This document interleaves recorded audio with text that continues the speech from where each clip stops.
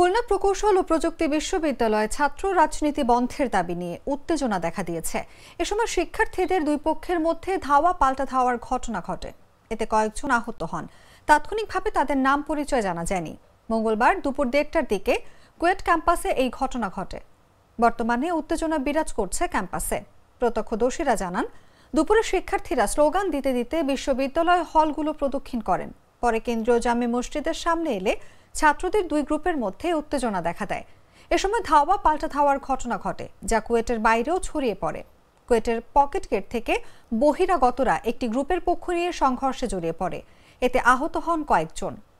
খান জাহান আলী থানার ভারপ্রাপ্ত কর্মকর্তা মোহাম্মদ কবির হোসেন জানান, কুয়েটে ছাত্রদের দুই গ্রুপের মধ্যে উত্তেজনা সৃষ্টি হয়েছে।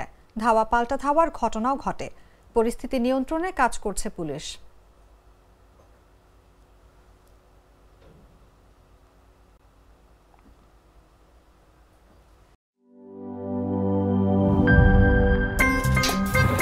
আমার একটা স্মার্ট সিদ্ধান্তে 25% গ্যাসের খরচ কমেছে। ভাবছেন কিভাবে? সাধারণ গ্যাস স্টোভ বদলে আমি এনেছি আরএফএল গ্যাস স্টোভ। এর সাইন্টিফিক নজল ও ব্রাস বার্নার ক্যাপ সমানভাবে তাপ ছড়িয়ে রান্না করে দ্রুত।